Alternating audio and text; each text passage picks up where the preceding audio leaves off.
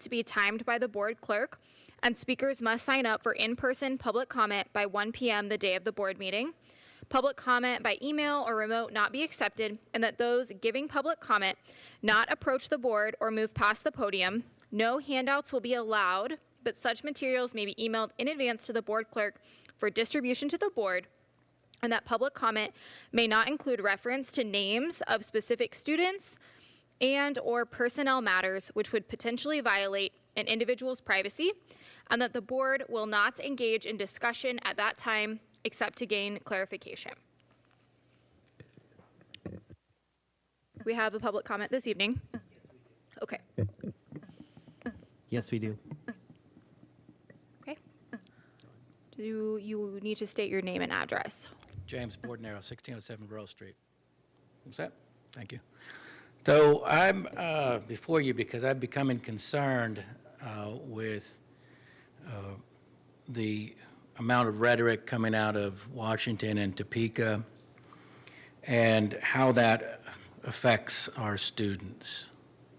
I think that the primary function of the school system is to ensure that you prepare students for a career as well as to become productive citizens. And I believe you have that in your mission statement or your goals on your website. One of the things that you're going to need to know when you come out of school is how to tell the difference between a fact and opinion. Who's trying to sell you a Tesla and who's just trying to help you out? So I want to talk about some of the facts that you need to be making sure that your teachers are conveying to your students.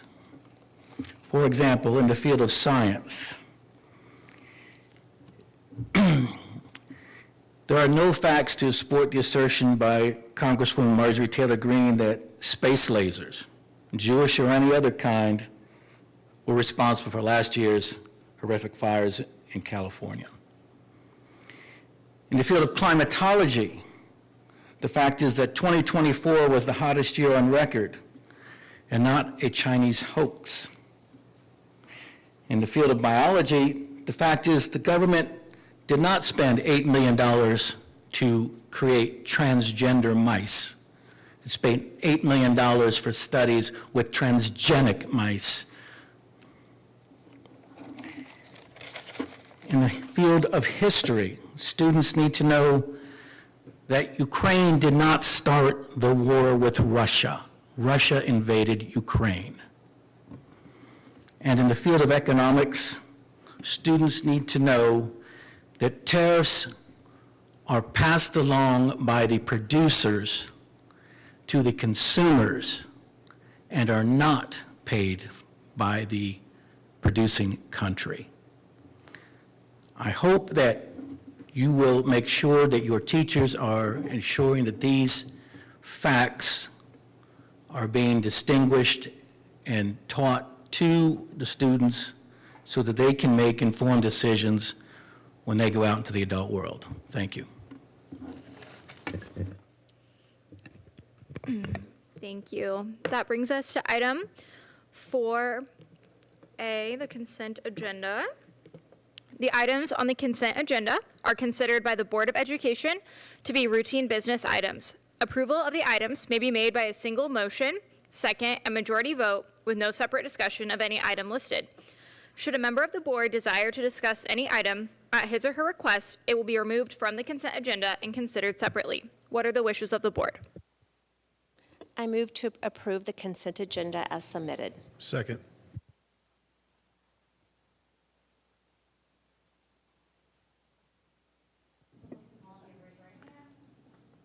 Motion passes 7-0.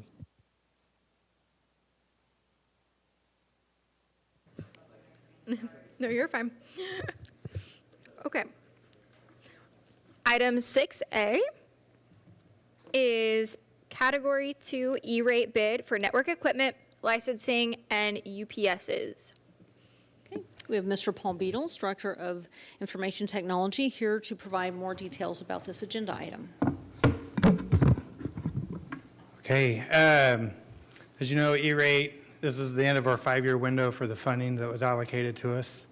Looking at the remaining dollars we had in the program, we really look to spend out the rest of that money. E-rate will pay for 80% of these items, and then the school district will need to pay for the 20%. So when you look at the total cost of an item, keep that in mind, we're only paying 20%. The bid for access points, we would award to Two Trees. When you look at that, that's really based on lower bid. A grid matrix there that explains some items. We've worked with the vendor in the past. That's a good relationship. They're able to quote all the costs for the item. The 2 lower bids were for access points that would not be compatible in our existing infrastructure, nor able to use our existing licensing that we had purchased a year ago through E-rate. So we moved those 2 to the side, focusing on those Meraki access points with Two Trees. This would replace approximately 289 of the 461 access points in the district, which would really bring everybody up to speed with Jones and the high school who have newer access points in their facilities. Sort of a smaller piece, and this part of the bid didn't quite come together the way I would have hoped. The quotes came in for either alternative items that didn't work with our existing UPS management infrastructure or for 30 amp units. So we would have had to rewire all the electrical IT closets in the school district in order to utilize that equipment. The plan there would be to either replace batteries to push these units a little longer than we anticipated, or like we have one unit that's starting to fail, we'll replace it out of capital outlay and then come back next year with E-rate funds again and look to replace the remaining equipment. So we did not award or not looking to purchase any of those bids that came through on UPSs because of that. Questions about our E-rate purchase? So I know you probably don't even have an answer to this, but because of changing technology, but is there an assumption how long the new things we're purchasing might last? And I know technology changes constantly. I feel pretty comfortable with our access points. One of the things we were looking for were some faster speeds.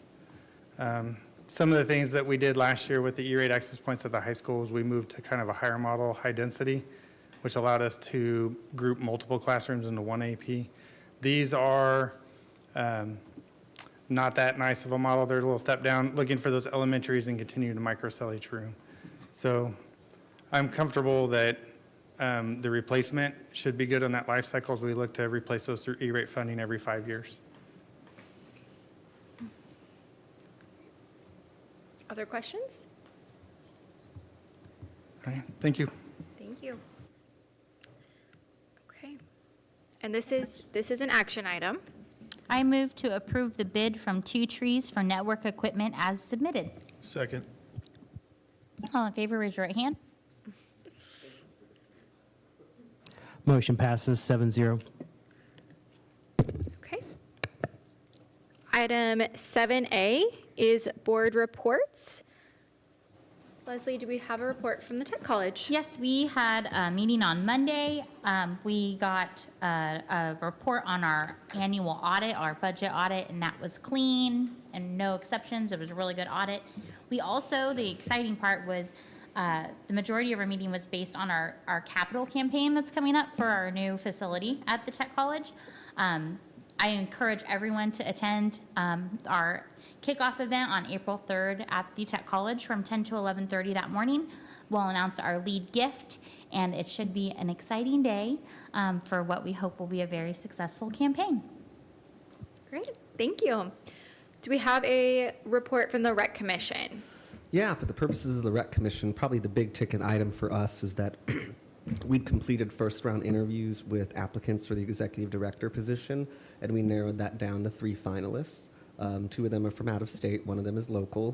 Right now, a date for live interviews that has been set is the 15th of April in the evening, starting at 5:30, and I'll not get into specifics, but there'll be a format for the community and staff to meet folks before they go to the interview. But one of our out-of-town applicants has a tournament that he has to work at that week, so we're going to try to find a date to interview him the week before. So there should be 2 opportunities for folks to be able to meet some of our candidates. And so that's pretty much what we're working on.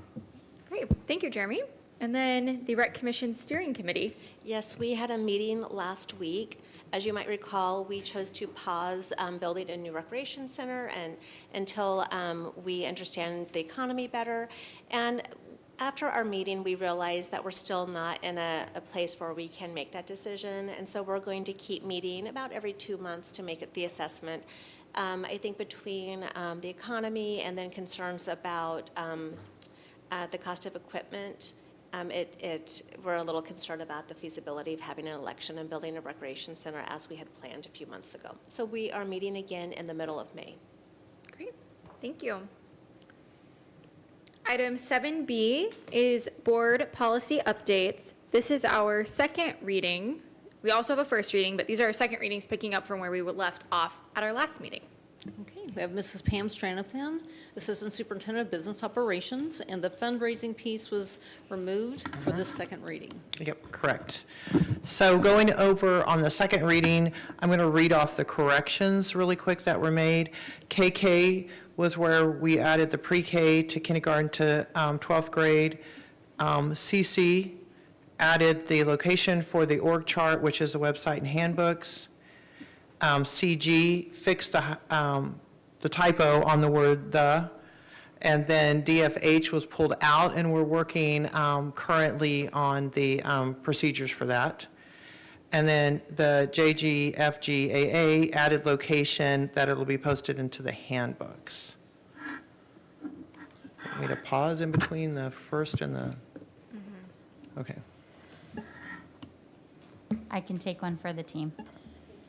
Yep. Lily, and you weren't able to be for the last part. Was there anything you wanted to add from Nope. that? Okay, No, great. and the policy committee was in conversation about what we were talking about. So, Okay. Yep. Okay, I move to approve to retire policies ID, IF, JGFGA, JHKK, BDA, CD, CG, CGI, CNA, DE, DFAC, ICA, IDACA, JGFGBA, and KN, and to approve new and revised policies ID, IF, JGFGA, JHKK, BDA, CC, CG, CNA, DE, DFAC, ICA, IDACA, JGFGAA, JGFGBA, and KN as submitted. Second. Thank you. Motion passes 7-0. Okay. Great. So item 7C is a first reading for other new policies. So on this one, we have 3, and GAE is the one that is where they came back in, and it's where they're saying on the grievances, we need to remove the purpose, definition, procedure, step 1, 2, 3, 4, and the other steps to that. And then it should be GAE, but it should fall under complaints. And what they shared with us is these steps should go into the negotiated agreement where they are, and those should be negotiated every year if we choose to do that. That these are more of the steps that would fall under our negotiated agreement and into our handbooks. So, my recommendation there would be we can either leave all the steps or we can remove the steps, but we would have to go to calling it complaints. And it still has, under the complaint section, which is very small now, it still has all the time frame there to that. So it's kind of up to the board on what they want to do with that. Thoughts? Questions? I like this revision. I'm okay with just the one paragraph. I think it's still very clear. And it's not really going anywhere. It's just Yeah. moving. I think it would be a matter of us in IBB this year, just making sure that people understand that a complaint and a grievance for policy's sake are the same thing. You know, Yep. it's not going away, you're not losing any rights. But we can communicate that with our teams, and I think it's good. Other? Good. Okay. All right, going to the next one, which is the next 2 that we have is ING and KO. I have a guest speaker tonight, and that will be Jared.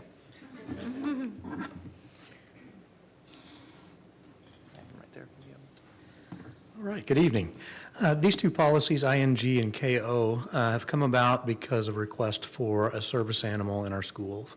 When we ran this information by the district's, school district attorney, she felt like we needed to make some modifications to board policy ING, which is plants and animals in our schools. So you can see in the information the suggested changes that she has. Ultimately, we just want to let everyone know that we are complying with laws related to Americans with Disabilities Act and reasonable accommodations if someone needs those because of a disability that they may have. It also introduces the notion of policy KO, which is outlined as well, and specifies what service animals would look like in our schools. In ING, it also talks about service animals and what they are not. Service animals do not include animals provided by the school for instructional purposes, therapy or comfort animals, or emotional support animals. So we just wanted to delineate what the difference between a service animal and what some of those other animals might be in our schools. So then for the purposes of defining service animals, you'll see policy KO as they have suggested it, and it just outlines a multitude of things that we would go through in order to meet with either the student and the parent, if it were a student request who may have a disability, or an employee who may have a disability.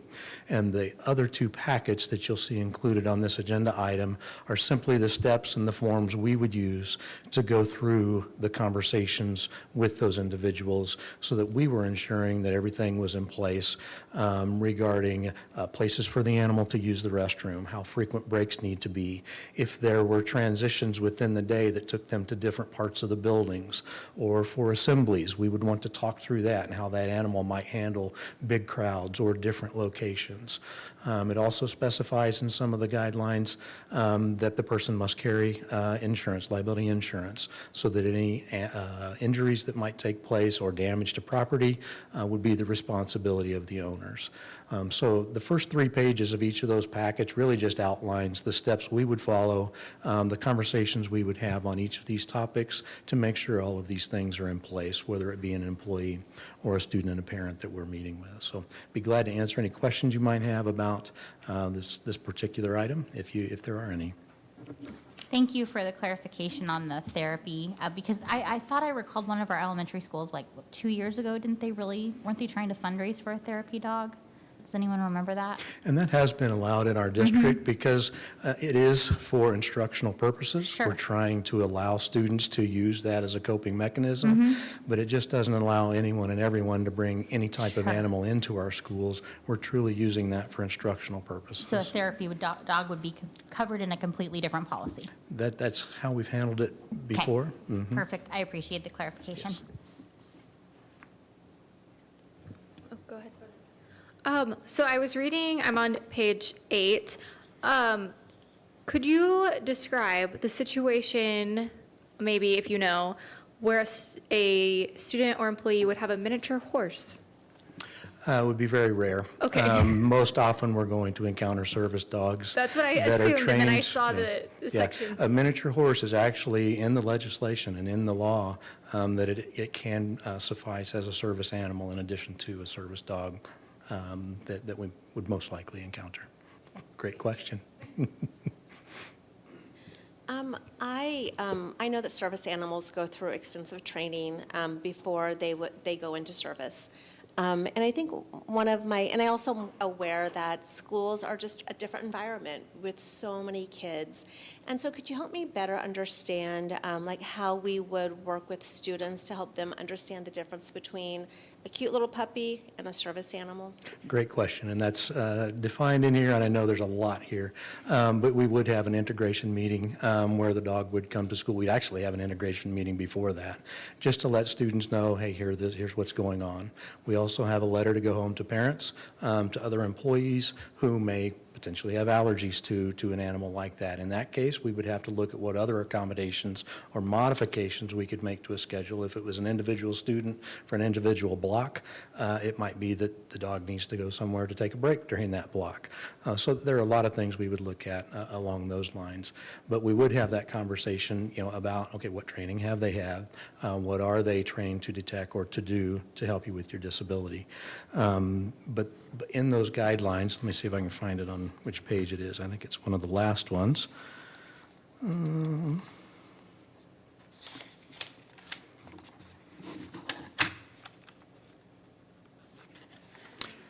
Yeah, one of the topics would be what the dog is. It's a working dog. The students are not to approach it, they're not to pet it, and they're not to have interactions with it.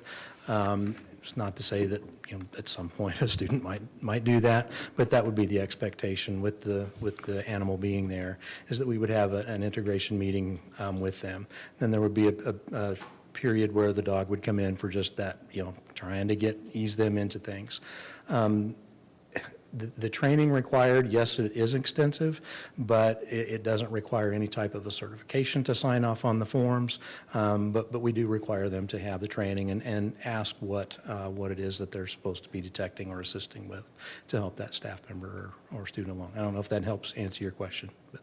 Well, that was great, thank you. And I think my other question is, and I see, you talked about, and I see also in the policy about accommodations that we'd possibly have to make for the students.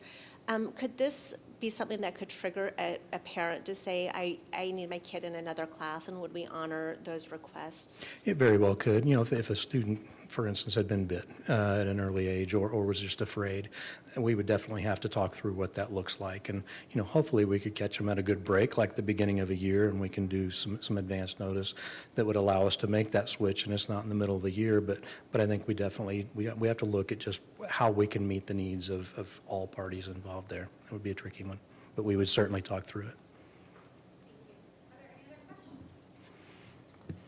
Okay, great, thank you.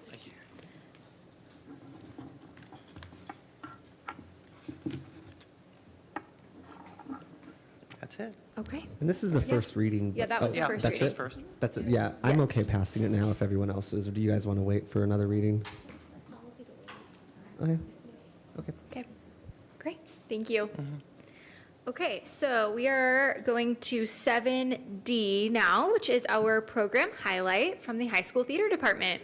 All right, we really appreciate Ms. Ballard, Ms. Amanda Ballard, theater teacher, and students coming and talking about the theater program and all the benefits. I'd first like to introduce myself. My name is Amanda Ballard, and I actually have brought with me tonight, you are approving her, oh, sorry, do you need it in the mic? Sorry, let me scoot up.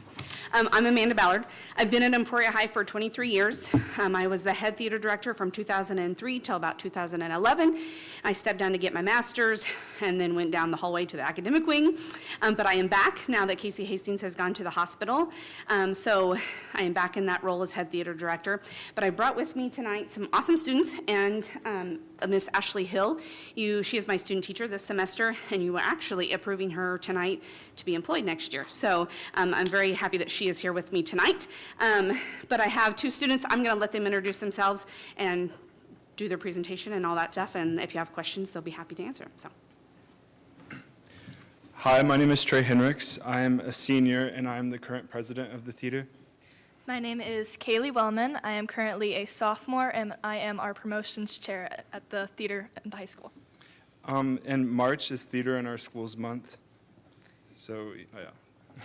So it's Advocacy Month. A bunch of different high schools go to the Capitol and talk about how important theater is in our schools. And so we have some facts that participation in theater, as well as being in the audience, is very much linked to higher levels of civic engagement and social tolerance. And theater activities can improve reading comprehension.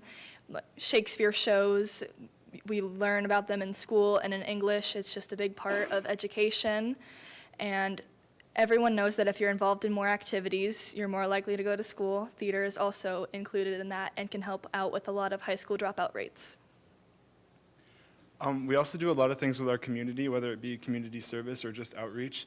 Like we've done the Miss Amazing pageant, which is an organization to help out women with disabilities, and it helps them like build on their strengths and stuff. And yeah, it's a great, and then we do the Trick or Treat So Kids Can Eat, which is when we go door to door asking for non-perishable food items to give to the Spartan Stop and donate to kids in need. And then we have the Kids Camp, which is for kids like 1st through 5th grade, and it will help them get experience in theater and learn to do it in the future. And then we also do things like the Stuco Trunk or Treat, prom dress rentals, and we have some traveling shows. Like this year we're taking Red versus the Wolf, which is a Little Red Riding Hood story. And surrounding schools have also come and seen some of our shows like Legally Blonde, and it had a really good feedback. Yeah. One of our shows that we did this year was 26 Pebbles, which told the touching story of the town of Sandy Hook's recovery. It shared a message of hope and a community working together to grow back from a tragedy. A lot of tragedies have happened, and it was a very important message to share with the community, and all of us learned a lot, and I feel like we helped share a good message with the community too.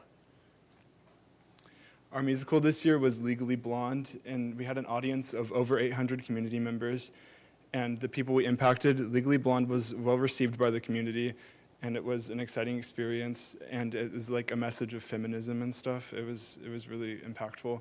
And our musical this year had over 100 students and staff members participating, and it was in the top 3 highest grossing musicals we've ever had at EHS.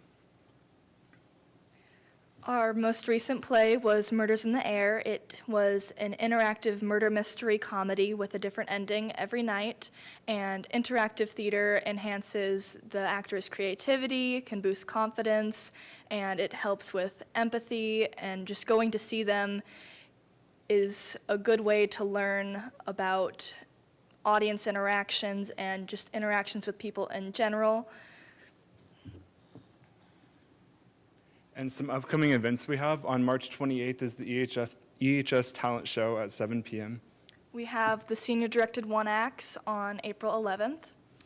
On April 29th, we have the Advanced Theater Touring Show.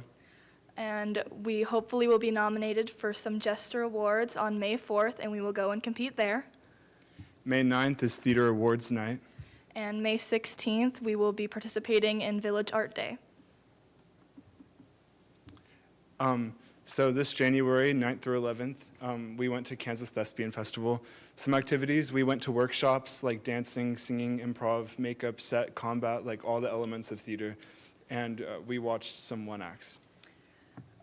Thespies are something that we do at KTF where you can take a song, an acting monologue, you can go as a duo. Me and Trey competed this year there. We had 14 students compete and received 7 high scores of superiors, 5 excellence, and 2 goods. Those 7 superiors will get to go to International Thespian Festival and compete and represent our state.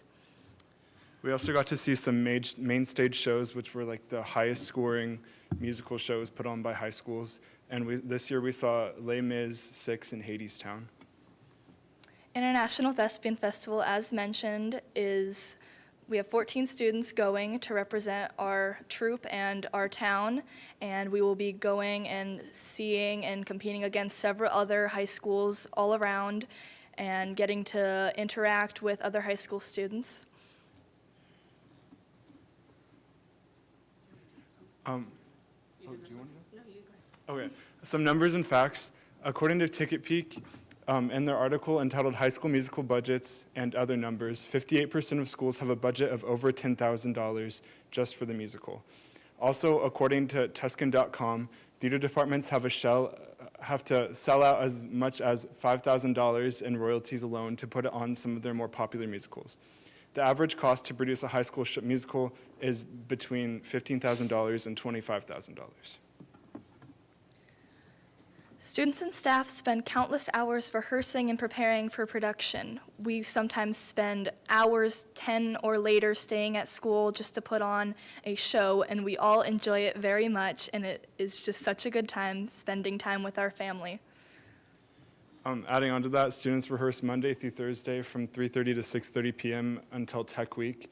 And we also have some Saturday work calls that are usually from 8 a.m. to 2 p.m. to put in some extra time to help get the set together and stuff. A theater student spends around 30 hours a week after school working on their theater when we are involved in a show. During Tech Week, students and staff rehearse from 3:30 to 9 p.m. with dinner provided by sponsors and boosters. All of this is done while students obtain a passing grade and maintain eligibility.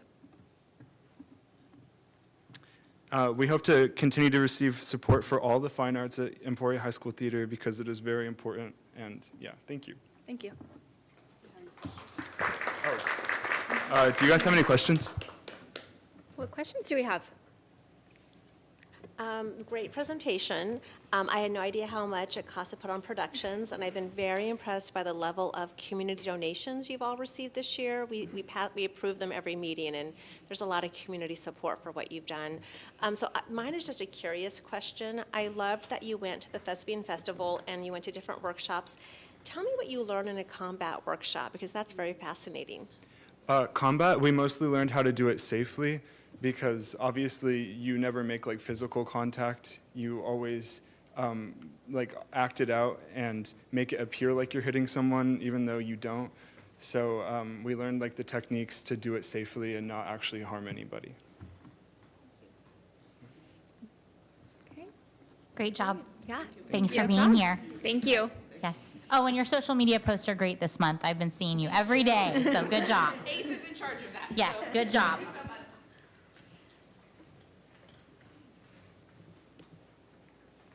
Right. That brings us to item 8A, the Strategic Plan Quarterly Report. All right, I'll bring my friends up here, and we have seats, so we're ready to roll. There's a lot of slides, but there's a lot of questions for the slides, so just remember that. So the first one was actually a year ago in March, and then the subsequent ones have been in July, October, and December. We're going to change our order a little bit. We're going to do social emotional learning first, then math, and then ELA, and then move on to the other areas. We've also added the dashboard and talking about enrollment. The reason that we put social emotional first is that it really is a foundation for students starting to learn. I have the honor of talking about social emotional learning. And we are very excited and proud of all of our students and staff with the CKH adoption that we have had in the years previous, but especially this year. 7 of our 9 buildings have been nominated for CKH National Showcase. We'll find out who, if any of us, get to move on kind of to that National Showcase piece, but we are very excited about all of it. And so that is something to be proud of, and one of the successes with our affective services piece in implementing CKH district-wide. We also have been looking at our data across the board from last year. We are looking at last year into this year. So if you go to page 19 of the full document, you will see on table 26, you can see the 23-24 school year, and then you can see the start of the 24-25 school year as well. And we kept the timeframes the same, so you can see that monthly increments, just so then you can look at that. And you can see that in August 15th to 9/14, September 14th of last year, and then to this year, just that drastic change. And the main area is at the elementary level, but you can also see other areas of success too at the secondary buildings. And if you focus in on just this year, you can see that we have remained steady. We do have some fluctuations in certain grades, or certain levels, but really looking at the success from this year to last year is huge, and we are going to continue that work. So that is a huge success for all of our staff and students with the work that we've put in with that behavior and discipline piece. We also are looking at the supports that have been provided, and the addition of our district behavior support specialist has been amazing. Jennifer Casey's work with all of our levels has been just something that we knew that it was needed, but then to have her in place and to have her working with our staff and our students has been just amazing. We are also looking at our student support specialists and counselors. The work that they are doing with our Tier 2 and Tier 3 students in the area of behavior has also been wonderful, and then the supports that Mrs. Casey is able to provide them. And then we do have those regular meetings with especially the elementary SSSs. When we look at challenges, we are committed to looking at what that SEL piece looks like district-wide. And so there are times in the year where we are seeing those fluctuations, and so really digging into the why behind that. And Mrs. Casey, with her data-driven mind, it's amazing. She is really good at really looking at that, and we are going to continue to dig into that and just to think of ways and to ask staff members ways that we can address some of those things.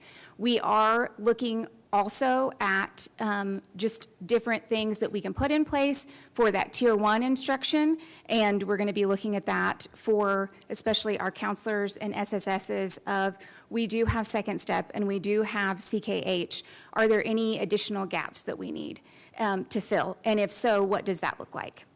We will continue to use Mrs. Casey for that district support specialist role and just foster that even more. She has had successful attendance with the sessions that she has provided, and she will have just that ongoing support. Her trainings are done for the year, but really what that support needs to look like for the remainder of the year, she'll keep pushing into different buildings and helping with those trainings. I know she's on to help support in April at our PLT day at some of our buildings. We also just know that we need to continue that professional development for our SEL pieces, not only for our counselors and SSSs, but classroom teachers as well and administrators. So looking at what we need to put in place there. Next steps, I already talked about the professional development and really looking at what we need to do district-wide for that classroom management and behavior, and not only targeting our teachers, but all staff. So what are those things we need to put in place for teachers' aides and our paras? What does that need to look like? And then continuing with our CKH focus, we really want to make sure that we continue that work, and with the change in leadership, we just want to make sure that we focus on what that needs to look like moving forward. And we've done a lot of work on consistently logging into PowerSchool, and we need to continue that. And we really, when we dig into the data, it is evident that the staff and the teachers and the people that are really putting those things into PowerSchool are doing the work. And if they get a little behind, you know, they might send me a chat and say, I'm working on it, and I know that they're going to get it in there eventually. So we are just excited and happy for that push to just have them consistently logging into PowerSchool. Questions on the SEL and behavior side? I had one question. It was on that page 19 at table 26. Yep. And I was curious, maybe it's a question you wouldn't know the answer to, but for the 23-24 school year, it seems like the biggest and most significant change was pre-K through 5 Yes. comparative to now. So like 815 to 914 of 23-24 year, 297 incidents, same time this year, 79. Next month between September and October, 238. Same time here now, 90. And so the next one is similar. It's like 215 to 103. Do you have anything we attribute to that change? I'm curious if we can divine, because that's a significant swing. The main thing we have been looking at is, two areas. One is the logging. So we found out that some buildings were logging almost too much. What they were putting in were some of the minors. So we really looked at what is the difference between a major behavior and a minor behavior. The minor behaviors, we still want to know about those, but putting them all into PowerSchool isn't necessary. Having those on a document that is at the building level, that part is important. But the tapping of the pencil and the certain things that are maybe annoying, or those behaviors that we need to work on, but that's maybe not necessary to have into PowerSchool. That's one. The other area is really looking at that professional development and the push for capturing kids' hearts and what that looks like across the district. So that's what we are looking at right now, but we definitely, like I said, with Mrs. Casey's data-driven, we're really going to be digging into that a little bit more, and we'll find out for the end of the school year, really looking at last year to this year in a whole year's span, what that looks like across the 2 years difference. Yep. Okay.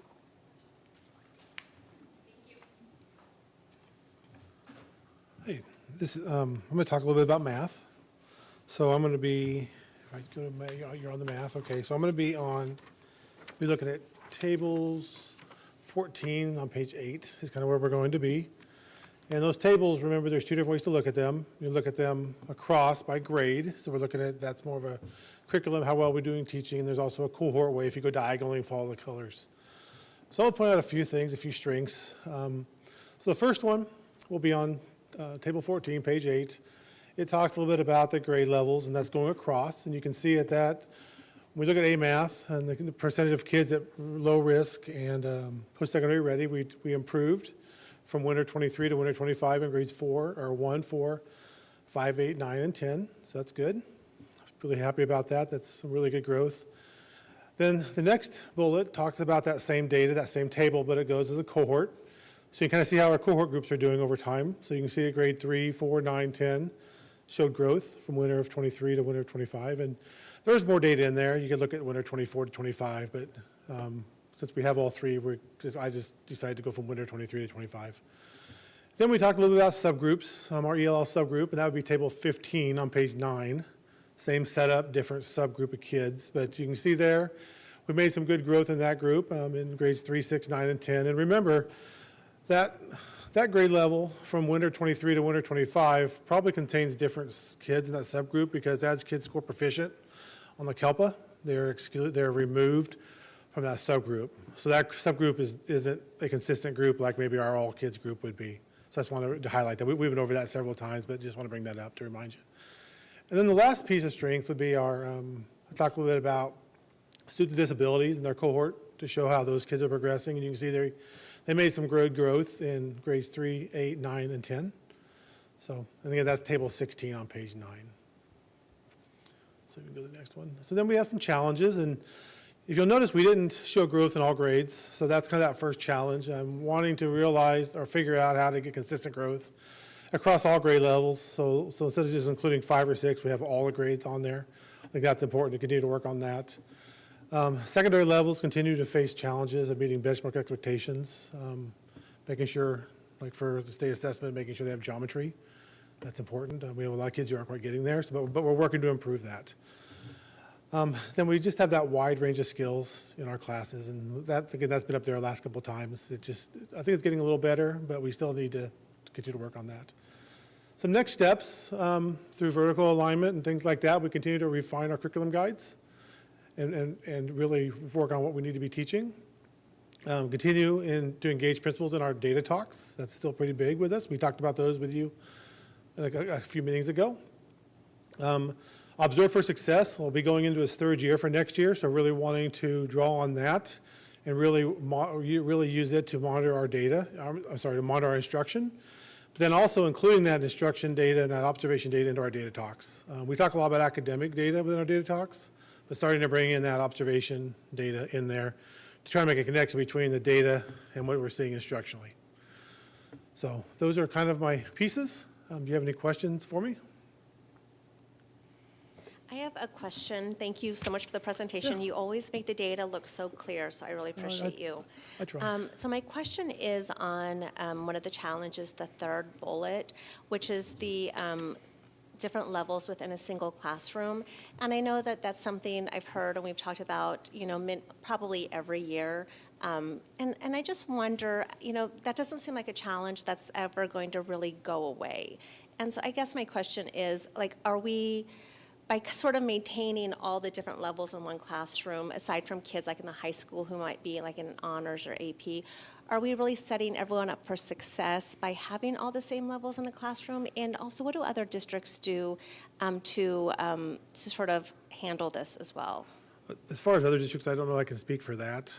I can speak that I know at the high school, we have a lot of leveled classes. They have different classes they can take. The elementaries, I may need help from Ms. Stanley on this, but the elementaries, they do a good job with their small groups and their small group flex time, I guess is what they do. So they try to group kids and get handled there. I know the middle school, we've been talking with them about trying to have some more leveled classes so we can meet kids where they are and provide them the support they need. That's an ongoing conversation with them. But as far as it getting better, I would hope as our instruction improves district-wide, that gap is going to close. And we're going to start to see our more consistent growth in that bullet one start to achieve, all kids starting to achieve at a higher level. Because right now, I didn't list all the grades as improvement. I think that's something we really need to work on, and that'll kind of get to your point of once we get our classes to where there's not such a wide range of abilities and kids are more, I guess, closely packed, then we'll hopefully start to improve all of those challenges. Yeah, thanks for asking that, Jamie, because that's the one, when I was reviewing that's the one that always sticks out at me too, because I don't have the answer, obviously, and I know we're working on it. I just think that is definitely a challenge. And also, I think doing even the secondary level, starting to do some small group work, individual time, letting kids who have it progress, like kids who need more work, will have time to work with a teacher. Our classes, their block classes are pretty long. They're 60 to 70 minutes. I think we could find some time in there, possibly do some additional small group time. But again, that's something we need to work on, I think, as a district instructionally. Mm-hmm. And I think, Jamie, also, this point, I think, speaks to the importance of a formative assessment and constantly knowing where our students are at. I think a challenge with this is we might say that a student is really struggling on content in one particular unit, but then the next unit comes along and they are excelling at that. And so knowing your students well and doing formative assessment can be really important to kind of gauge that. Thank you. Sorry, now I have a frog in my throat. One of the pieces we're looking at too is we have at-risk money that we need to spend. And so our goal is to add strategists at all levels with that at-risk funds. Now it takes having teachers in those positions, but that is something that we are committing at-risk funds toward next year. So as long as that funding is there, we want to fill those positions because that would actually help all of the buildings be able to differentiate more, to levelize more, to meet kids where they're at. So that is a focus that we are looking at next year, not just when you're looking at academic needs, but also supporting those ELL learners better. So, I have a question about with our new curriculum, and I'm also on the AI subcommittee. So I'm hoping that there's a way to leverage those online resources and maybe even AI to help, especially maybe even at the secondary level when the concepts maybe get a little more difficult, that there's examples, that there's kind of a way to gauge where students are in those different levels and then provide the level appropriate work for them so they can up their skills. Can you talk about how that's going? yeah.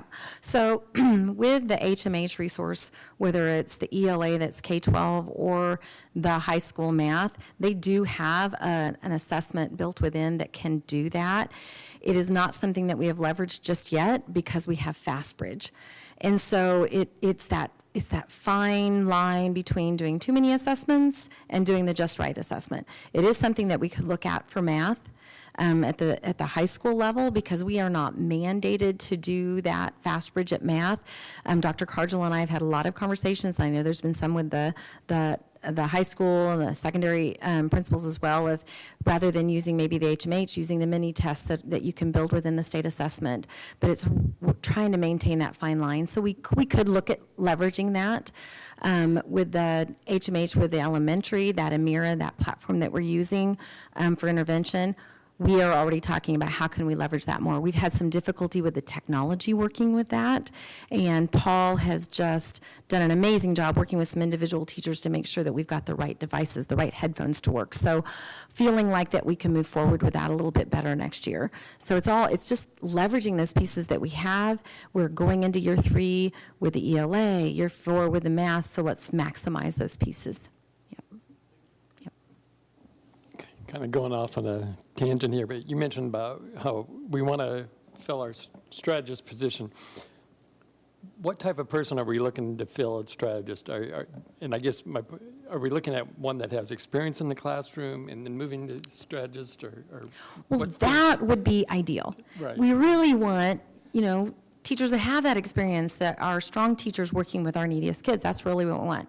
One of the barriers that we're running into, because we've been saying hire, especially the elementary. If we have too many teachers, that's great, because then we can fill a strategist role.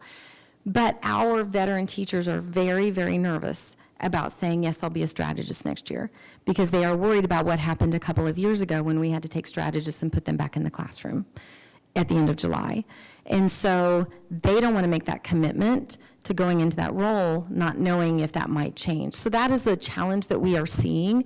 The other piece to that is, about a month ago, we had enough teachers that we were looking at in elementary. We were going to be able to do that. And now we are filling our classrooms, and we don't have those extra teachers.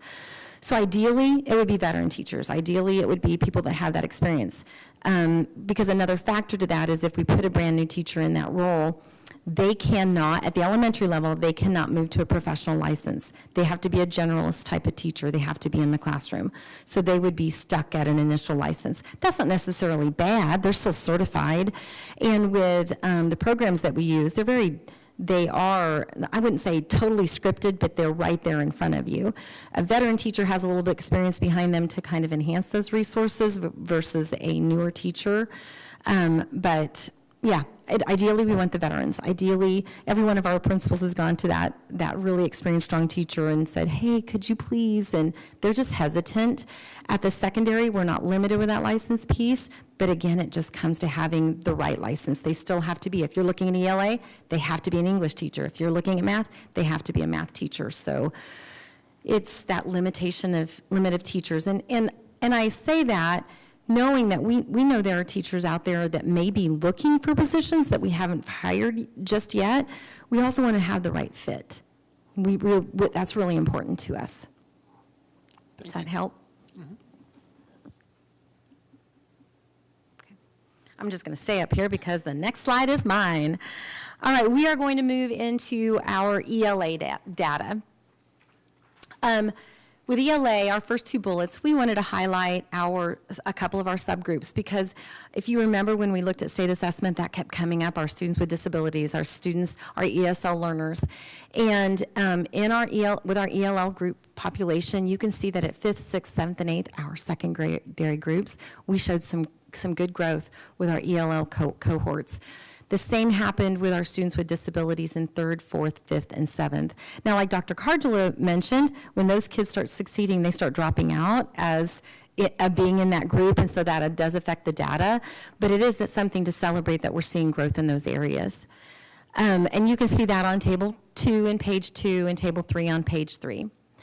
Another piece of data that we added to this report this time is on Table 10, Page 5. And that is looking at our students and just looking at as a whole, how many kids made positive growth at their level. And you can see that we had about 65% that did make positive gains. We also wanted to look at kids who made typical or aggressive growth. So that's one of those really difficult things, because you have kids that are really high. What does that look like? So that standard for kids is different depending on where you're landing. So if I'm a kid in the 95th percentile, my typical or aggressive looks a little bit different, but it does include all those groups.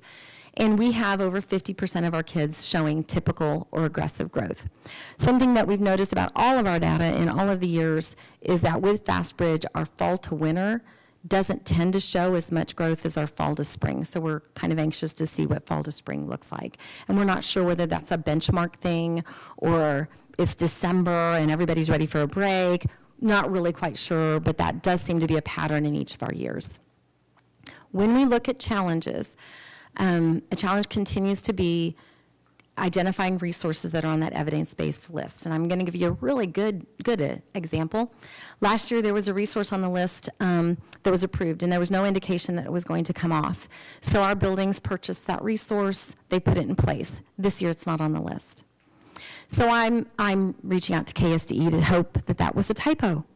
Because if school districts are now investing funds into resources that the next year they may not be ready to be able to use, that is not a good thing. I wouldn't say that's a great use of our funding. So we need some more guidance on how do we know that this is a resource we're going to be able to use year after year. So that's a little bit concerning. And when we look at the math, I'm going to piggyback to math, that's a really big issue with math because now most of the resources that are approving for math are online resources, and they may be free. And I'm going to tell you, when you research the free resources, they are not necessarily as strong as those that you purchase. So it has become very difficult to find those for interventions. We've also noticed as a challenge that second year of implementation for our ELA resource is not showing quite the growth that we had in that first year. I would say that's probably the same thing with our math. And we know there's that implementation dip, we know that, but we were so excited last year when we didn't have that, so it's a little disappointing to see this year. So in terms of our next steps, we're going to continue to dig deep in that data and effectively target those student areas of need and within the buildings, within us as a district. Really emphasizing that consistent use of the ELA resource across all of our buildings. We know that we've had to adapt that resource because every publisher puts way too much in there for you to use because they're trying to cover 50 states. Our days are not long enough and the year is not long enough. So we have to make adjustments. Well, we need to go back and make sure we didn't adjust things that, we didn't leave out things that we need, and we've included the things that are must do. So we're continuing to look at that. And then using that Observe for Success, as Dr. Cardula mentioned, really focusing in on that next year. We're revamping the district tool to make sure we're including CKH and SIOP. The buildings are really looking at their tools because that tool is really that's a check on our PD. Is the amount of time we're spending in professional development being reflected in the classroom? How do we know that all of these things that we're saying and these action steps are making a difference if it's not happening in the classroom or is? We have to use that walkthrough data to determine that and to see what are our next steps with professional development. What questions do you have when it comes to ELA?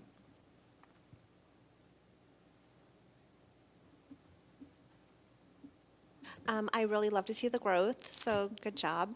And I just have a comment about the at-risk funding, maybe a little question. It is so frustrating to have this here this year, so long, like well over a year now.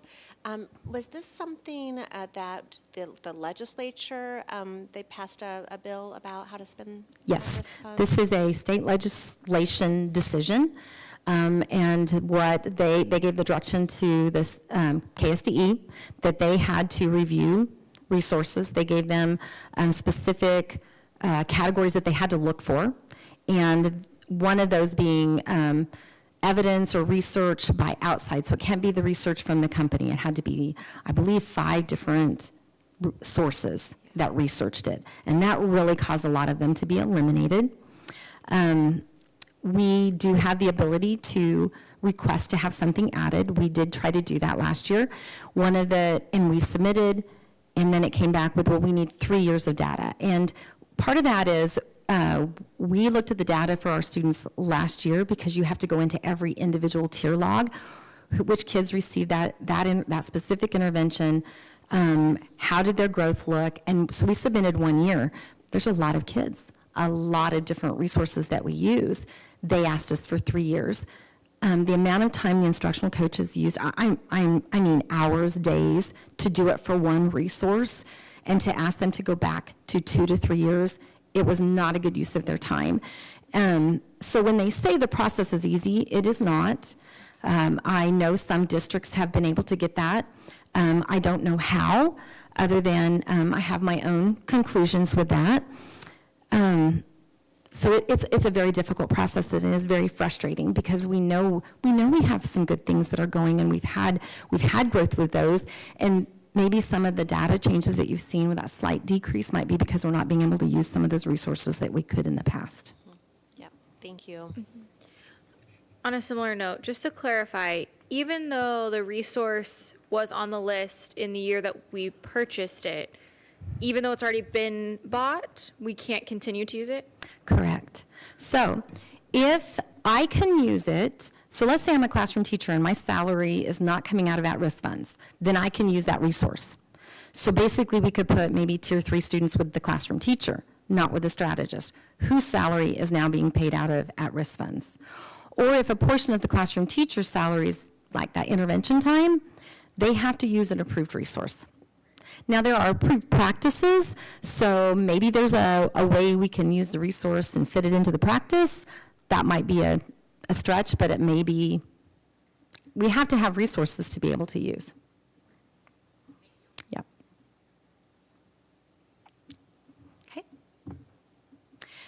We also wanted to share with you our KISA action plan for this year. Now, the process for KISA is significantly different than it was in the past. Our action plans used to be pages upon pages and shared all of the action steps that we take. The new action plan is very focused and very condensed. So basically, you get to select one or two. So we've focused on one. The other piece that has changed is when you develop an action plan, typically it's for a school year, August to May. We found out, I believe maybe in December, that our action plan would actually begin on February 7th, which was the day after our KISA cohort meeting. So now our plan goes from February to February. Our plan has not been approved by the state, though, because it doesn't get approved till April. So what you see is what we have submitted to the state for approval. We have selected quality instruction as our fundamental. You have to choose one or two. We selected one. We were advised by the state to choose something that we were already implementing this year, since our year started in February versus in August. So we chose quality instruction, and our structures are professional learning and educator evaluation. You can see the reasoning behind it. All of that data is related to our second language learners, because that was one of those groups we wanted to target. Because one of our actions is implementing SIOP this year. We've done a huge amount of hours and financial investment in that, and there's research behind that. So in our action steps, you'll see implementing SIOP in all of our schools. That is the action step for professional learning, and the Observer Success Tool is the action step for educator evaluation. Now we're just waiting for it to be approved. We will have a 6-month touching base. So they come in, our person comes in and they touch base with us. That technically would be in August. So we lose June and July in terms of implementation. We have selected to meet with them in June, since your teaching and learning leadership is, a lot of us are changing. So we will be meeting in June with our person, and as it happens, Dr. Scott Paul will be here that day, so he'll be getting to join that meeting.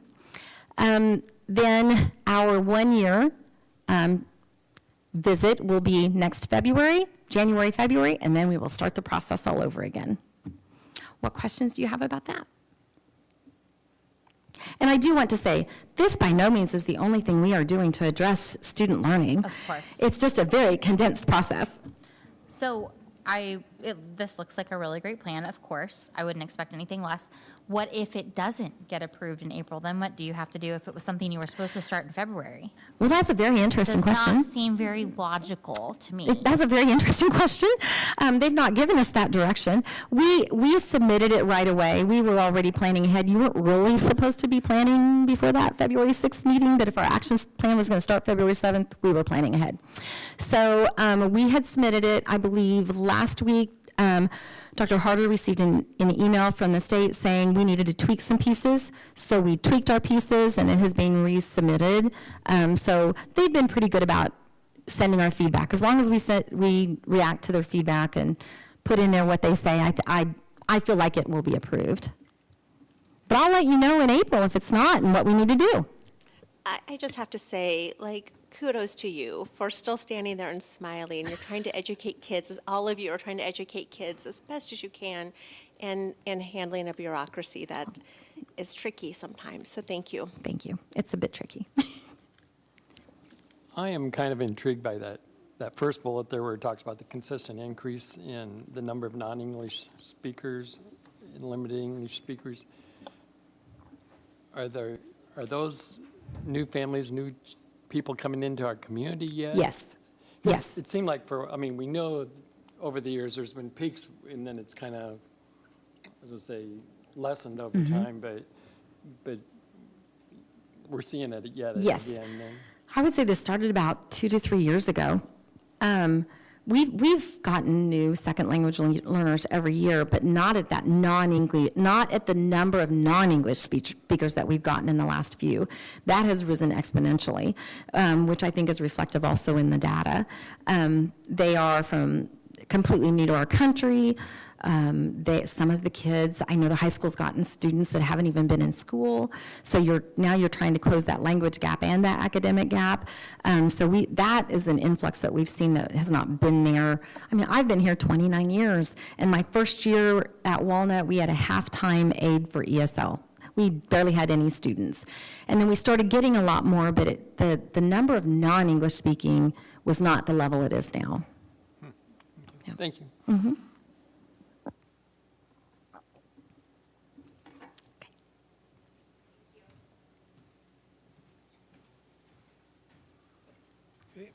So this is a new piece, and you won't find this piece in the book, the big book piece. We didn't put it in there. It's just in the presentation. But this is your dashboard that kind of gives you an overview of how we've done the last 3 years since we started strategic plan in 2022. And just it's kind of meant to give you a quick overview of how we're doing. So you can kind of look across there and see we're doing fairly well. Our graduation rate's pretty steady. We were up, then we were down, and we're heading back up again. You can see that our state assessments in math and ELA, we are showing some growth there with the kids at level 3 and 4. And then at FastBridge, those percentages of overall kids scoring at those top 2 levels, low risk with secondary readiness, are showing some growth from 2022 to 2025. So we're showing a lot of growth overall across all these different categories. The chronic absenteeism is going down, which is good. Still higher than what it was, but it's trending in the right direction. A couple things I want to point out about this data and moving forward into 2025 and beyond. We have new state assessments this year in ELA, math, and science, which means we're going to have new standards, new cut scores, new levels of proficiency. And those are going to be done, those are going to be, teachers and KSDE and administrators, educators are going to be working on those in June. So we won't have new cuts until, we'll probably know sometime in January, August what they are, but we won't actually have data till maybe September on how we actually did. So, but that's going to affect our goals because we really can't compare the new cuts to the old cuts. So we're going to have a new baseline in year 4 of this year. The same thing is happening with FastBridge. FastBridge is also going to be renormed for the start of the 25-26 school year. We've been hoping that would happen because the norms that we have are pretty old. And we all know that a lot more students and schools in Kansas are using FastBridge because the state kicks in on it. So the number of students and number of schools using FastBridge is up a lot compared to when the norms were produced the first time. So I think it's going to be valuable to have new norms. It might give us a little bit of indication of where we actually are compared to everybody else in the state and the nation. So I did want to point that out because we'll have to draw a little line there or something to remind ourselves that things changed. The graduation rate, there's also been some talk about changing the way that's going to be calculated for accreditation. We heard a little bit about that. So I'm not sure exactly what that'll do. I mean, we have to keep that number because that's the federal requirements, but there's also going to be another one for accreditation. So we'll have to talk about where that fits in, things like that. But you also see there the CKH is new. That's a level there about CKH. That's exciting to put that on there to see some growth through that. So that's our dashboard. It looks to me like I need to change a few of the colors, like make some of the black text into white text so it kind of pops out a little bit, kind of hard to see. But we can fix those things. Do you have any questions on our dashboard or any comments? Yeah, we had several different options. This is the one that we kind of landed on. I think it ended up being pretty nice. Yeah, I really like how this turned out. Thank you. Thank you. You're welcome.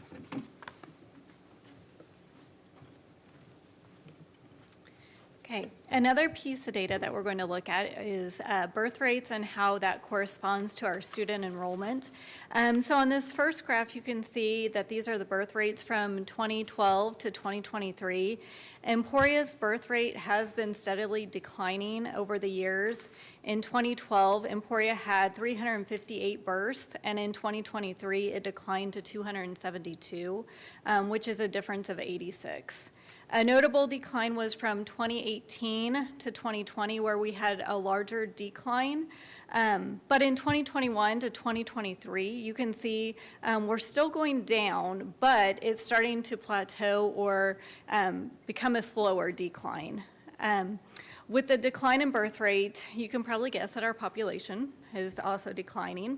In 2012, the population was 24,958, and by 2023, it had declined to 24,105, reflecting a change of 853 residents.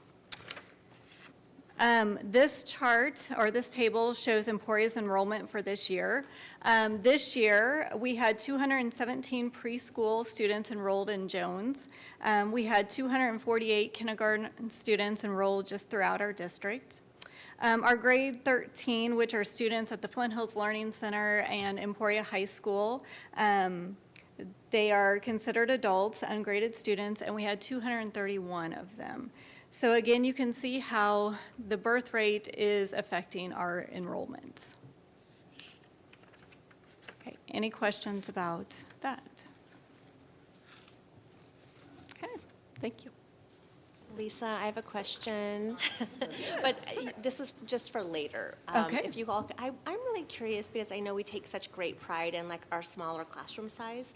And so I would love to see, just in general, what our like teacher to student ratio is at some point, because I think it's something to brag about, so. Okay. But All right. I don't need it Yes. now, but later. Okay, Thank good. you. Thanks.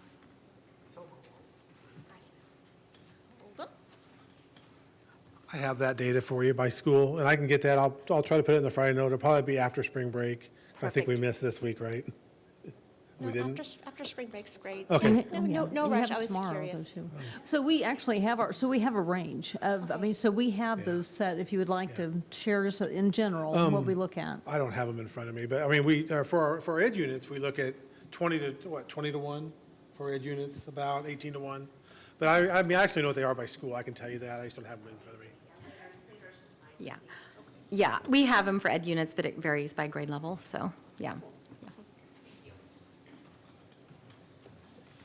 All right, I'm going to talk a little bit about the communication piece and how that's kind of working and some of the strengths and things that we have developed through the course of the last several months. One of the things that we definitely think of as a strength is expanding that language access. One of the things that we did most recently was adding Spanish to all of our social media posts. And so, we've gotten some positive feedback about that, and we hope that that's increasing that engagement and that with our community as well.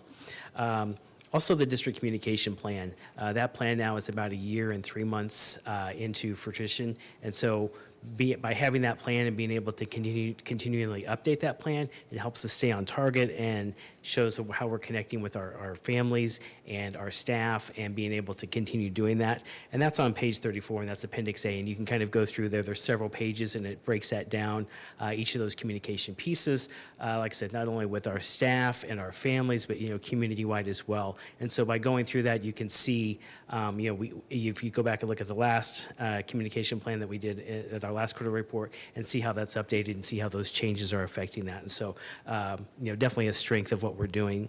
And of course, Parent Square. I think everybody's seen the effects of having that unified platform across the board and how that's being utilized. And we'll get into that in a little bit more detail, one of the next slides that we have here coming up.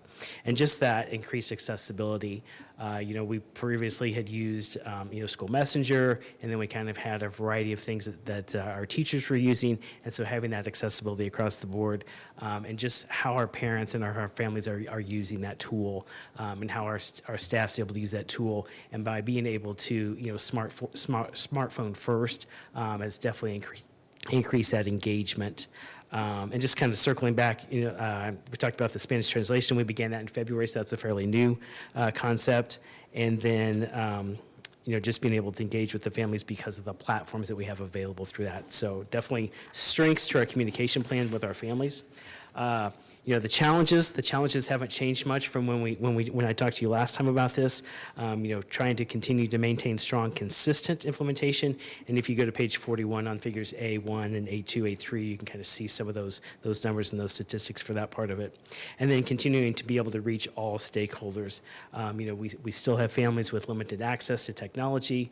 As Stanley was talking about, all the families that move in have limited English skills or language skills, and so we continually fight that barrier with that language availability for that. Next steps, obviously we continue to look at ways to address the challenges. There's different ways that we can continue to exploit Parent Square and being able to use that in different ways.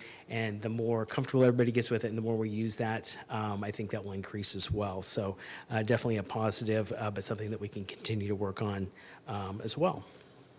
Any questions on that piece?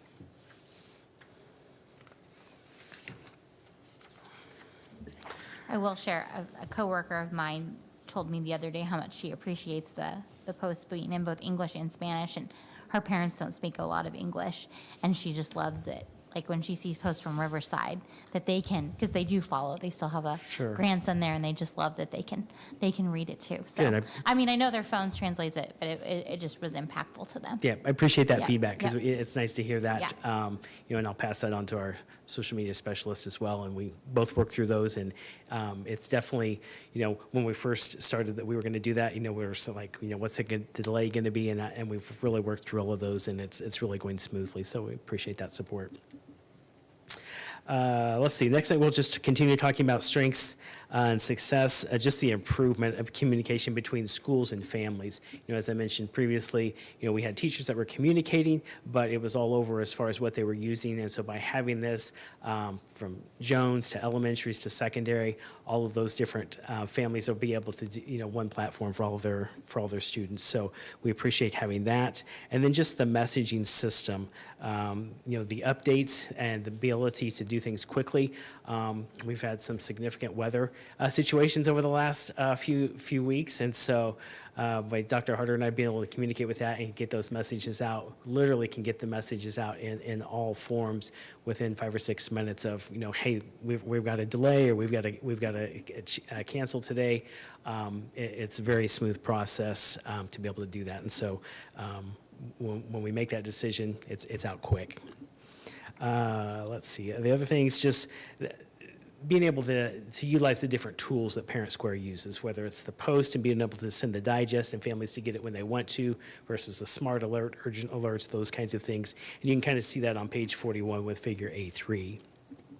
And then I kind of want to just point out some of the different highlights as far as the numerics and some of the statistics that show, over 62,000 direct messages have been sent since we implemented Parent Square, in August. And so, I don't know about you, but to me, I think that's a lot of messages, and that's a lot of communication that's happening. And so that's amazing.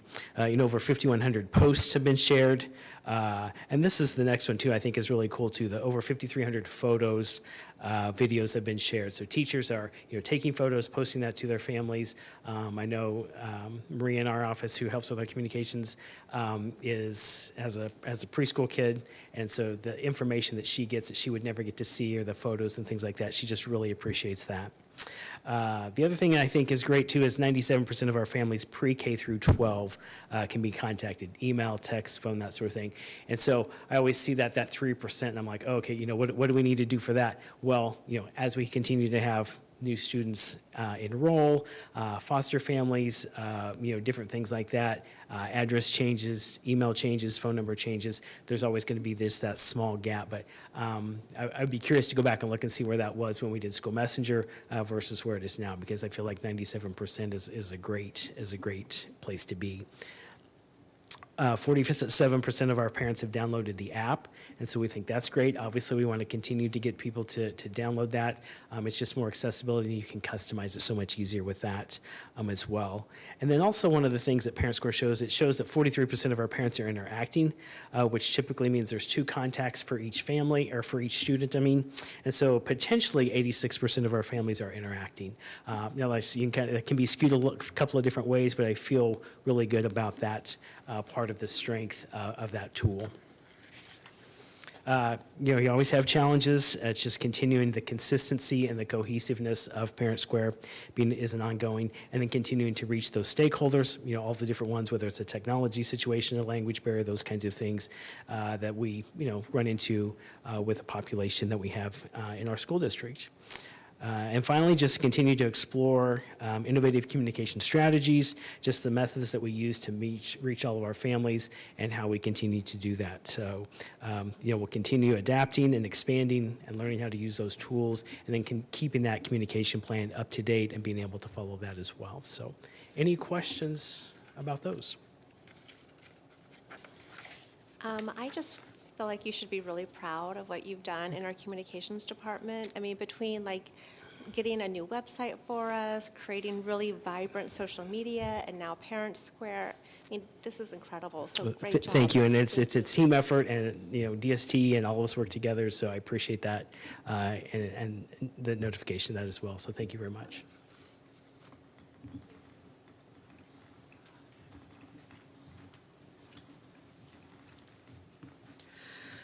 Good evening again. I'll speak to the next couple of items here. The first one is just our efforts to recruit and retain quality staff members and the positions that we have. Some strengths and successes that we've had.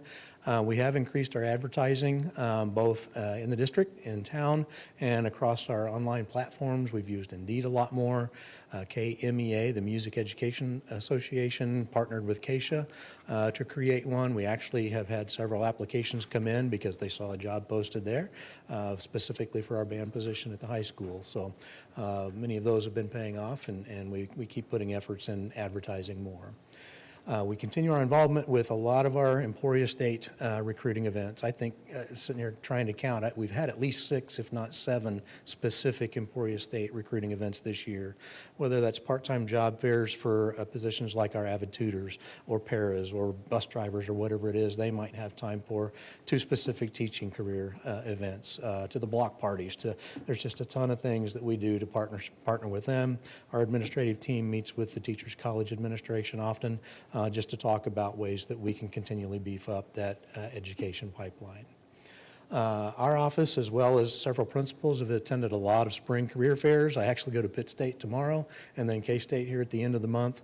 Hopefully we'll be able to make some connections there, but there's a lot of those spring career fairs happening at the various universities in the spring that we do attend. We also continue to offer our exit interviews. Dr. Harder and I actually met with someone yesterday.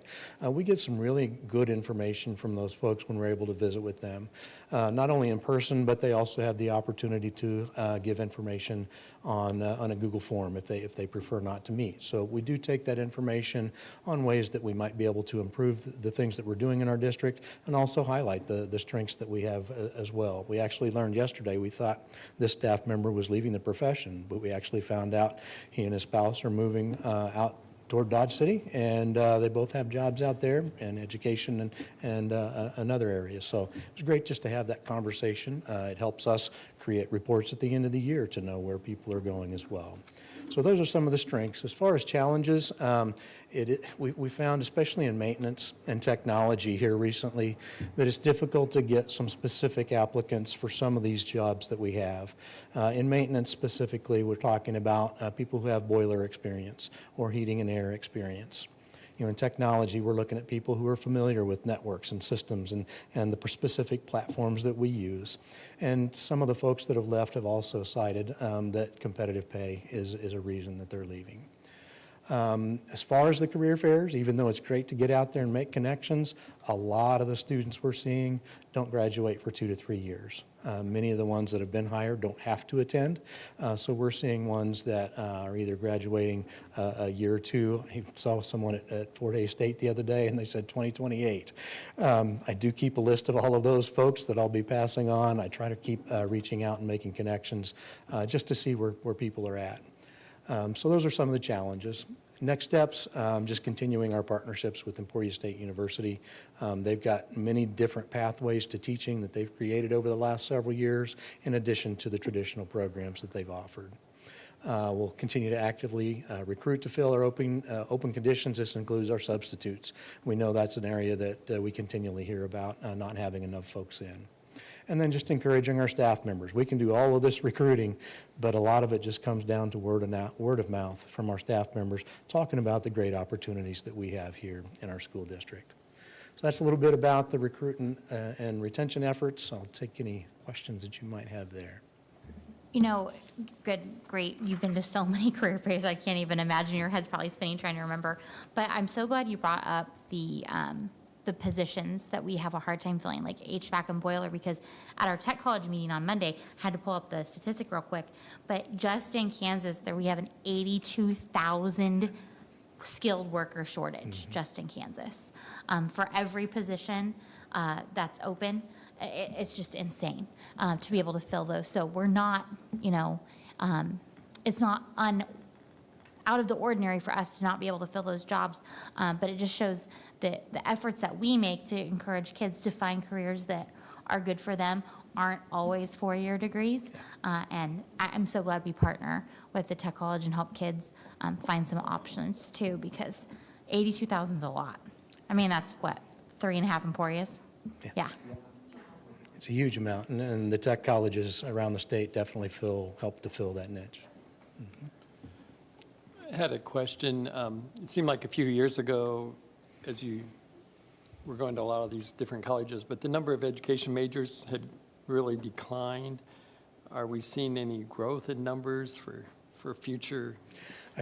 From what, in talking to several of the university professors, I think Dr. Schwartfager even mentioned the other day that we're kind of seeing it level off. Elementary, I think Emporia State has a few more candidates in their pipeline right now. Secondary, I don't think they're quite where they were a few years ago, but I think we might be seeing hopefully less of a decline and maybe a stabilization or an increase in those areas, particularly with the new pathways that all of the universities are creating to get people into the field. Thanks. All right, the next item then is our efforts in safety and security. This is just the tip of the iceberg on what I'll speak about here. Ms. Stranathan will also speak to a few things that are on our list. Our safety and security met in January. We were scheduled to have another meeting here in April. We're kind of trying to find a final date for that. We've had to switch that up due to an IBB scheduling situation there. I'm also a member of our Community Preparedness Committee and our Local Emergency Planning Committee, which is comprised of a lot of individuals from agencies around town, police, fire, EMS, waste disposal, I mean, they're just everybody, CareArc, the hospital. But we meet regularly to talk about, just planning for local events, the disc golf things that come up, the unbound gravels, just all of the big events that could affect traffic flow or could affect numbers of people in the, measles is a big thing down south. It's something that is on everyone's mind as we start to host many of these other big events. And it's something that we have plans in place for. As well as planning for potential emergencies. There was a lot of talk on the snow days and the cold weather days, just about how folks were handling that and how it went. Another item on here is just all of our main entrances at each of the schools and our buildings now, our buzz-in systems. You've probably noticed that here at Mary Herbert. We were the last of the group to join, but it has worked very well and very efficiently. Mrs. Stranathan has worked well with our groups here to make that process work smoothly. I attended, as well as one of our security officers, an anonymized threat webinar in January. We actually have 4 more trainings coming up within the next month and a half that we'll be sending various groups to on a wide variety of safety and security topics. So those are some of the strengths and challenges, and Ms. Stranathan will talk to you about challenges and next steps. Okay, so challenges, weather, yay, right? Weather was a big challenge this year. So one of the things that we've already started addressing that challenge with the buses. One of the things that Michelle and I had a very lengthy conversation about was we've got now a local vendor where we can get Diesel 1, which if you know anything about the diesel fuels, Diesel 1 is for what you need to use in very cold weather. And where on Fridays now, when the buses gas, we talked about if we know there's impending weather, is that we'll start taking those buses and doing a 50-50 in those to try to get that. The interesting thing on that conversation that came from a dinner conversation with my husband when he was reminding me about diesel and what we used to do in Colorado. So Michelle and I she said, yeah, we do that, but we just top it off. And I go, yeah, we've got to hit it at the 50 mark to be able to get that so that it won't gel. So hopefully, moving forward, we won't have those issues anymore with our buses not wanting to start or starting and not starting the next day. So the other thing too is just the snow removal. A lot of that you'll see, it's on down there where our equipment, the equipment that the district has is just not able to handle this. So Corey, along with Michelle and I, are putting together and looking at prioritizing the vehicles we have, the pieces of equipment that we have in the buildings that are just done. They just can't, they're done. They just can't take that beating anymore. So to continue to look at that. The other thing we also have on there for challenges is that, which we're addressing, like I said, the challenges we've just jumped right into with where Corey's got, which I've shared that in Friday notes, is that Corey's got a guy coming out and we're doing an evaluation of all of our playgrounds. So that's exciting to see what that cost is and what improvements we can do to that. Also our outdoor facility. I've been working with the middle school and the high school. The track should have been addressed pre-me and pre-Corey, and it's at that point now where it's to an extreme. So we're excited to bring that option forward and to have that conversation and to see what we can do with that to help improve that outdoor space. And technology, we saw what happened this year. We've had to use our insurance on that. And so good thing we have the insurance, because we've all learned quite a bit about that now in reference to the need of that and what that can do for us. Next steps, we want to continue to work on our emergency operation plan for the 25-26. We'll continue to participate in training and professional development, and then also addressing the second phase of large repairs for the district. Any questions? I just want to say thank you for the 50-50 thing, because I've had people, has anybody else been asked about that? I'm not a car person. I didn't, but my husband and some other people are, and I'm like, I don't. So I'm like, why are we doing that? I'm like, I don't know. So that's good. Yeah. And it sure beats the people that are saying, can't we have an indoor facility to store the buses? And I'm like, sure, any day now. I know. You know, what's really interesting about that is Michelle and I were thinking of any facilities in town that we could just go use and park them in there, and there's just not. But I do think, you know, on that 50-50, I wasn't even thinking of that when, like I shared, I was having that conversation because of how cold those temperatures have to be for that grade 1. Well, we were hitting those temperatures. I mean, we were hitting right on the mark with those. So I really believe we'll see. And the other thing too is finding a person that we can, or a vendor, or that we can purchase it from, because not everybody carries that grade. And so we do have someone locally here that we can do that with. So, and we've already communicated with them and been in touch. Yep. I have a question about the snow removal. Does each of the individual schools have, I'm just trying to summarize what you said. So do they each have their own equipment and they're responsible for doing their own snow removal per school? Or does it just come from like the general maintenance department? So it's both.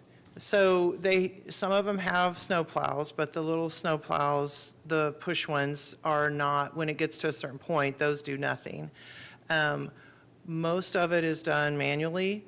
We do have 3 buildings that we use a local vendor that does the large lots, so like the middle school and the high school, and Timmerman. They can't do the smaller lots because of how close things are, and their blade, their vehicles are too big, and it would just tear up the sidewalks and stuff. But one of the things Corey and I talked about is looking at, we need smaller pieces of equipment that can manage, not smaller like push, but looking at some of the options with the blades on front of ATVs instead of on front of a truck, because a truck can only do so much too. So it's starting, and especially where Michelle and I and Corey are putting together the vehicles and starting to look at, there's really never been a replacement for those. You know, if it completely dies and you can't do anything with it, it was kind of that level of replacement. So now what we're doing is putting together a list and how we can start aging out or getting rid of some of the vehicles that are no longer doing anything for us. A lot of the maintenance vehicles were two-wheel drives. Well, we know what two-wheel drives do, and then you try to put a blade on there, and it's not going to move any snow. It's not going to do anything. So, and hopefully we don't have any large snows like this again. I think the kicker in these last few snows we had was it went snow, ice, snow. And the city couldn't even cut through a lot of that, so. And there's been better communication with the city too, so that where we're clearing a sidewalk, they're not throwing it back up on the sidewalk for us. So, but. On that note, and I'm kind of sad the media left, but I do kind of want to voice it out there because I don't think people quite realize this. The relationship between the county and the city's responsibility for cleaning the snow, in my opinion, is not the best or most acceptable because more or less the county will do nothing for the city of Emporia. Emporia fends for itself. And that can be kind of frustrating when you consider that almost 90% of the county's tax base comes from, you guessed it, the city of Emporia. So I've heard stories that there are actually county trucks that will lift their blade up driving through Emporia, and then when they get to the other part of the county, will then put the blade back down. And then, you know, the unusual weather doesn't help, but I don't think people quite realize that maybe some of that isn't entirely the fault of the city with the resources they have and what we've already paid for elsewhere. I do give kudos to Corey. Corey has consistently reached out on those days trying to coordinate so that, you know, we're not pushing the same snow, more or less, and trying to work through that. Because I think that's important too, is, you know, we've got to move it somewhere also, and that they're not just pushing it back, you know, like I, you know, laughed about on the sidewalk. But that's also in the drive areas and blocking, you know, areas to get into our parking lots and stuff too, so.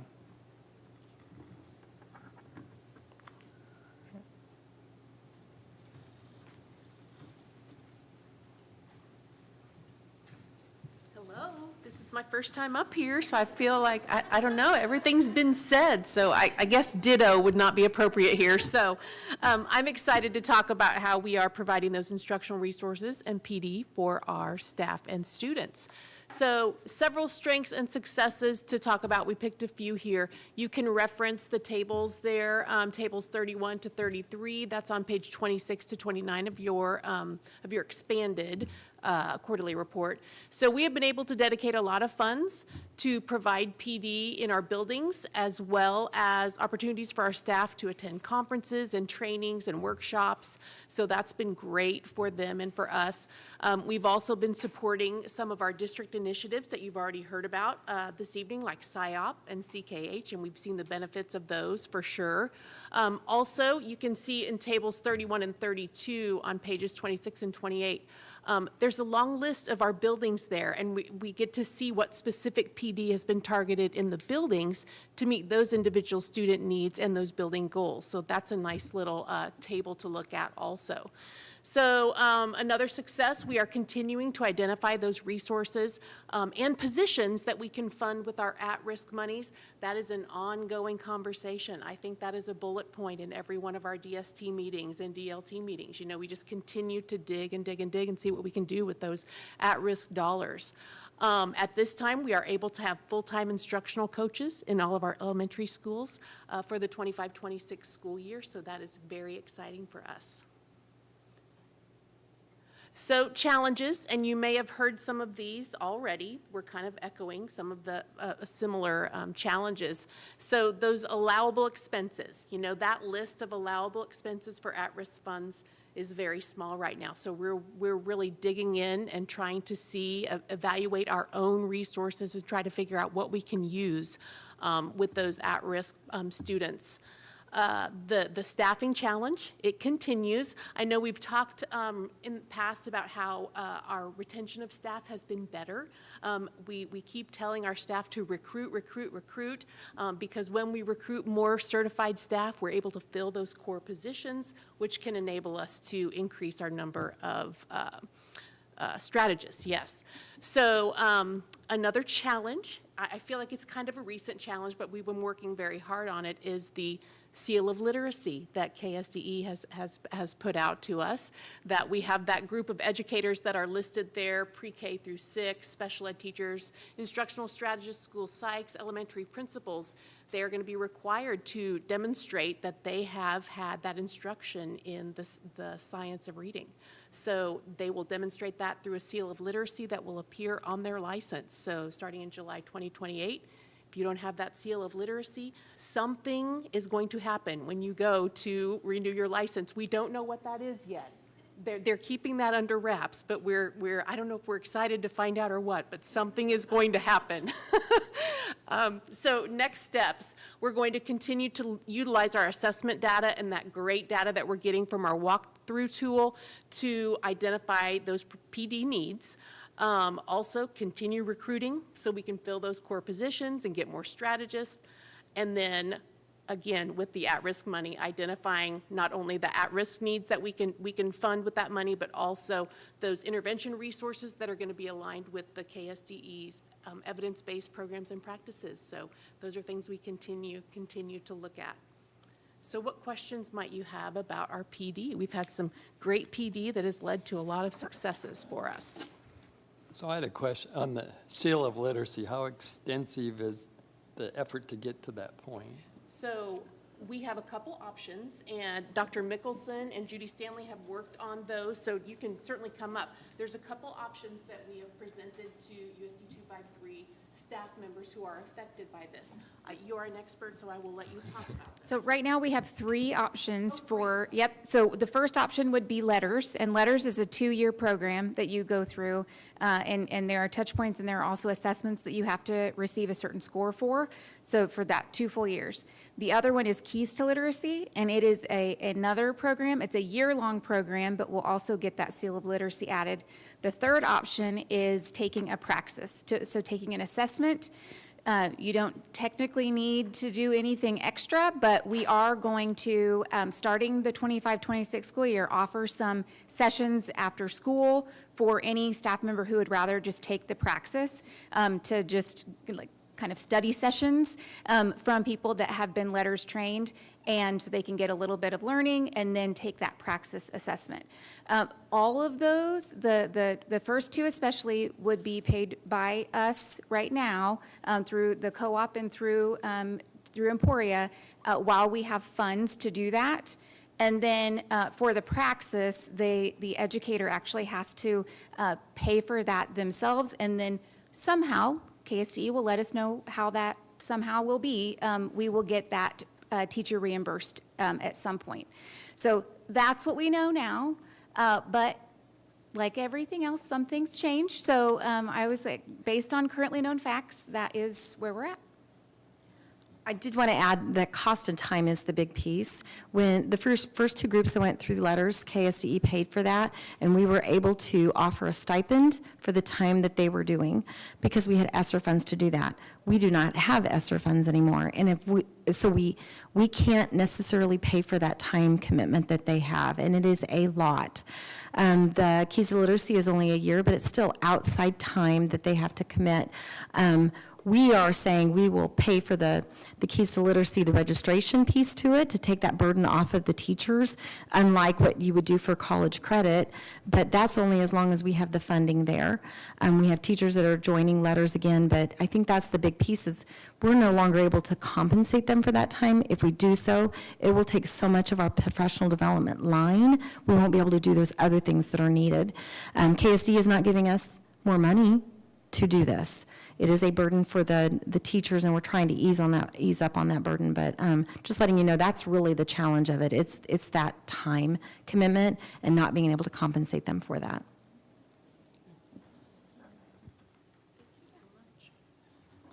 I knew they could do it. They did awesome on that. Yes. Yeah, thank you so much. Well, we've been focusing on the growth, and you see there's been a lot of work, and so appreciate our team. It takes many, many, many hours, lots of going through data, analysis of data, to pull all of this together. So as we're talking about the measures, back in March 9th, 2022, those measures that we had, we were coming out of the pandemic, they were pretty ambitious. I appreciate Jamie bringing this to our attention because we kept that bar high. But we also need to make it realistic. We didn't realize what the pandemic would be, all the fallout from that, chronic absenteeism. As an example, we're seeing that improve, but that was a big fallout from the pandemic. So our thought is that input from Lillian and Jamie is that really want those ready for next year, even having the baseline for the state assessments and FastBridge changing their norms. What we would like to do is DST would work with DLT, just like we did in the past, review all the data that we have since we've started our strategic plan, and then what would be more acceptable, more appropriate measures that are still ambitious, yet more attainable. We also, thinking about new leadership that's coming in, new administration, we want to make sure that they are also having input. So we would bring them in to give that input because they will be the ones that will be taking that on. So on pages 31 to 33, you can see that those are the measures that we have, and so it shows state assessment, FastBridge, graduation rate, et cetera, throughout the whole strategic plan. So before I go on, any questions on that or any other input that you would like for us to consider? I just love how you said still ambitious, right? Because we're not being defeatist. We're being realistic and ambitious. And we're not lowering our standards. Absolutely not. We're just changing Always them. ambitious. Right, yes. Okay. If you think of other input that you would like to share, please share them with me. I would, if we can go to the next slide, and so I did today, so if you remember, we applied for the Purple Star school designation back in November 13th.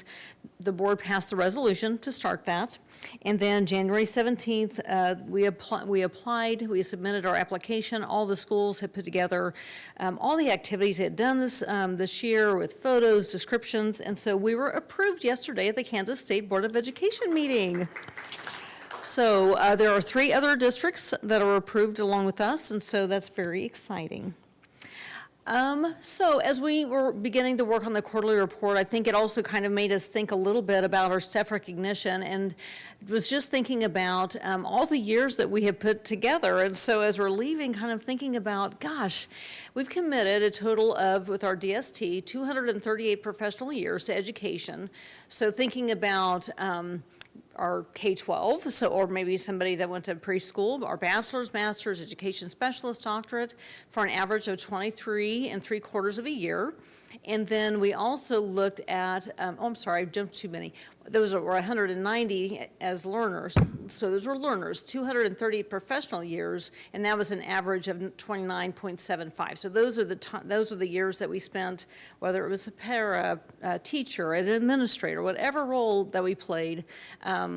Those are a lot of years. And so, we're not that we're old, because we're not old, but we just wanted to celebrate that. And we're really excited about our new administration coming in, because they're also bringing in a lot of really great years. So we appreciate all of the work that, I appreciate all of the work that they have done, all the work that our principals and our teachers and staff members, when we think about all the years that they have too, we have a lot of really great years and foundation in our school district that we should be really, really proud. And so we are looking forward to continuing to help the district move forward, and we are ending on our mission statement of we engage, we empower, and we inspire. So thank you very much.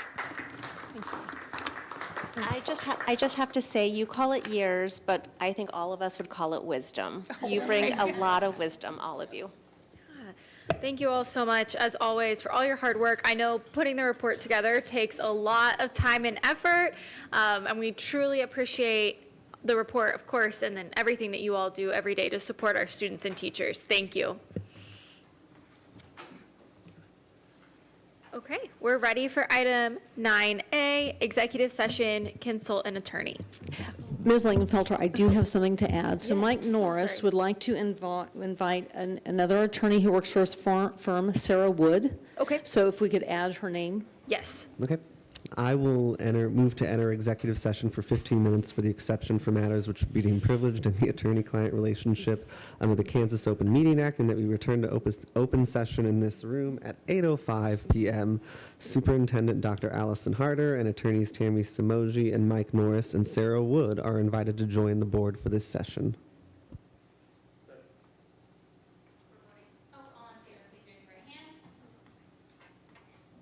Motion passes 7-0.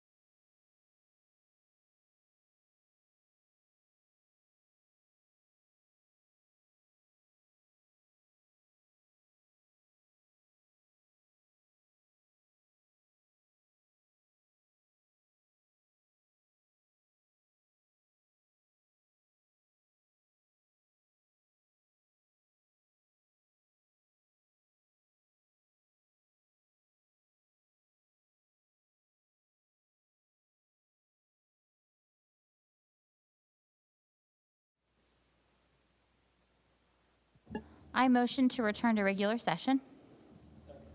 All in favor, please raise your right hand.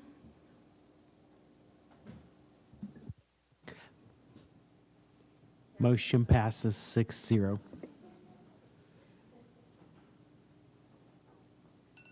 I move we enter executive session for 10 minutes to discuss negotiation information pursuant to the exception for employer-employee negotiations under the Kansas Open Meetings Act, and that we return to open session in this room at 8:15, or calling it 8:15 p.m. Superintendent Dr. Allison Harder, Assistant Superintendent of Business Operations Pam Stranathan, Assistant Superintendent of Teaching and Learning and Student Services Judy Stanley, and Director of Human Resources Jared Giffen are invited to join the board for this session. No action is anticipated. Second.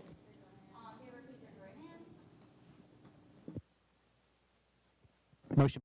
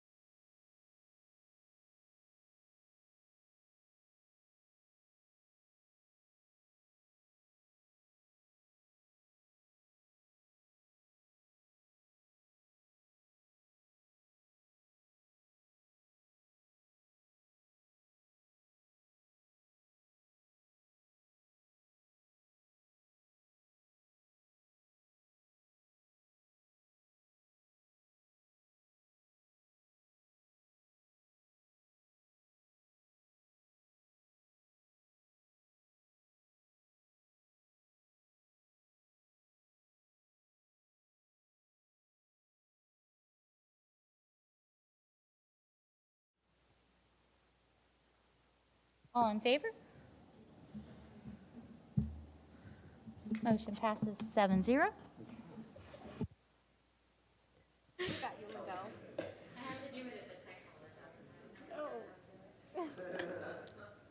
Linda, are you good if we move? Okay. Okay, so that brings us to our future board calendar dates. On March 26th at 6 p.m., we will have a special board meeting here at Mary Herbert Education Center. And then March 31st through April 3rd, kind of to be determined for superintendent interviews, which will be held here at Mary Herbert Education Center. And then our regular board meeting for April, Wednesday, April 9th at 6 p.m. Wednesday, April 23rd at 5:30. We'll have a study session and a board meeting here at Mary Herbert Education Center. And then Wednesday, April 30th, 5 p.m., staff recognition at White Auditorium. I would entertain a motion to adjourn.